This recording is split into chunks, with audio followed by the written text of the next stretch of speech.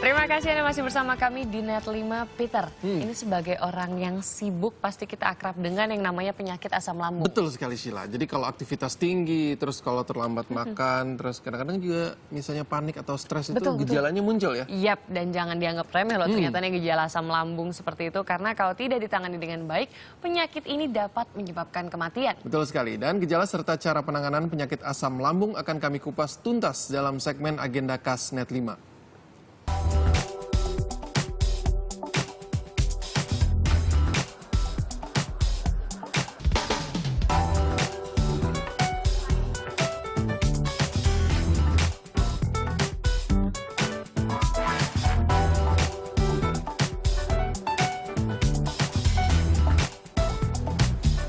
Pola makan yang tidak teratur serta tingkat stres yang tinggi kerap terjadi pada masyarakat ibu kota. Inilah yang menyebabkan naiknya asam lambung.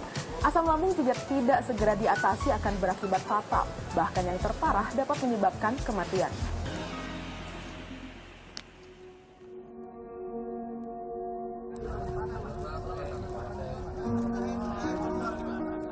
Mei 2015, aktor senior Didi Petet tutup usia. Terkenal karena perannya sebagai Kabayan, Didi Petet meninggal pada usia 58 tahun. Betul, Kang. Saya juga nih. Sebelum menghembuskan nafas terakhir, ia sempat mengeluhkan gangguan pada perutnya. Diketahui Didi Petet meninggal dunia akibat penyakit asam lambung. Tidak banyak yang tahu kalau penyakit asam lambung ternyata dapat berakibat kematian. Jadi sebenarnya yang harus kita pahami bersama adalah tidak pernah ada orang yang meninggal karena asam lambung meningkat. Gak ada kejadian seperti itu. Komplikasi dari asam lambung meningkat yang akhirnya menimbulkan perdarahan ini yang mungkin membuat seseorang meninggal.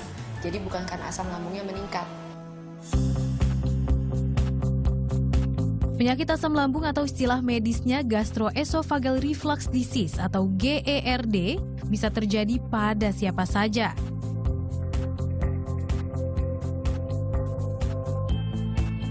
Enak, terus kok muntah rasanya, terus nggak enak sih, keringetan kayaknya nggak enak banget badannya. Itu perut ngerasa melilit, mual, perih. Setelah itu saya cek ke dokter, setelah ke dokter dikasih obat tapi masih tetap muntah. Pernah juga sampai disuntik sih, tindakannya pernah sampai disuntik di rumah sakit. Terus habis itu udah disuntik baru nunggu reaksi obatnya baru agak mendingan, baru bisa makan. Makannya telat, sama terlalu cepat, mengunyahnya nggak terlalu cepat, gitu. Jadi nggak bagus buat pencernaan. Kalau pola makan kadang sih suka telat, karena kan kadang suka lupa, jadi makanya sempat divonis itu mah, tapi ternyata itu bukan mah. Aku makannya suka yang pedes asem gitu, jadi ya gampang perih, lambungnya gampang kena stres juga sih. Ya, pola makan berpengaruh besar. Naiknya asam lambung umumnya disebabkan oleh tidak berfungsinya lingkaran otot pada bagian bawah kerongkongan. Lingkar otot ini berfungsi sebagai pintu otomatis yang akan terbuka ketika makanan dan minuman turun ke perut. Jadi asam lambung itu sebenarnya sesuatu yang normal yang dihasilkan oleh lambung. Lambung kita itu letaknya kira-kira di sini. Nah, kemudian untuk kondisi normal, lambung itu kan ada selaput lendir yang melapisi. Nah, selaput lendirnya itu salah satu fungsinya adalah untuk menghasilkan asam lambung. Naiknya asam lambung ditandai dengan sensasi terbakar pada bagian dada atau nyeri ulu hati. Mulut serta kerongkongan terasa tidak enak. Penanganannya segera temui dokter penyakit dalam bila gejala mulai terasa. Jangan keliru, banyak yang mengira penyakit ini serupa dengan penyakit MAH.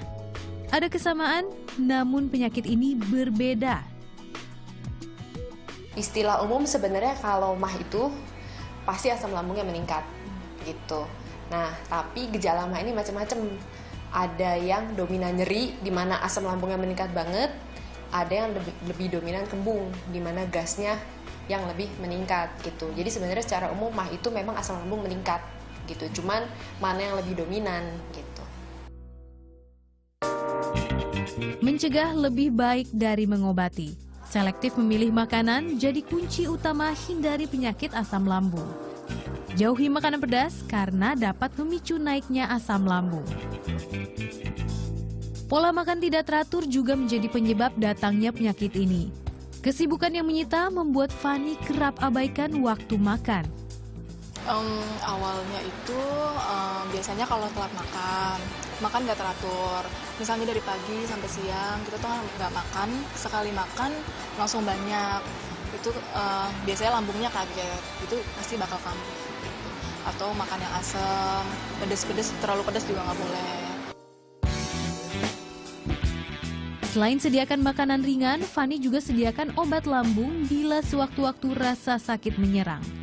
Dalam tahap lebih parah, peradangan pada lambung dapat sebabkan penyakit kanker. Hindari stres, juga jaga pola hidup lewat makan dan selaraskan dengan olahraga teratur. Atur berat badan ke angka ideal, karena obesitas menjadi pemicu naiknya asam lambung. Delvian Nazari, Muhammad Derajat melaporkan untuk NET. Nah itu dia ya, tadi beberapa masalah yang benar-benar kerap kali dijumpai di masyarakat perkotaan gitu. Karena sibuk, stres, dan tidak mengatur pola makan dengan baik. Jadi hindari stres dan jauhi ini ya, makanan yang misalnya pedas, yang memicu tadi, ya, yang punya kandungan gas yang tinggi gitu. Dan juga perlu diwaspadai juga. Karena asam lambung itu bisa mempengaruhi ke organ tubuh lain. Misalnya tenggorokan, itu bisa menyebabkan iritasi pada tenggorokan pada saat asam lambung itu naik. Gitu. Hingga ke pita suara ya, Pit? Iya, bisa menyebabkan hilang juga suara, Syil. Oh iya, baik. Jadi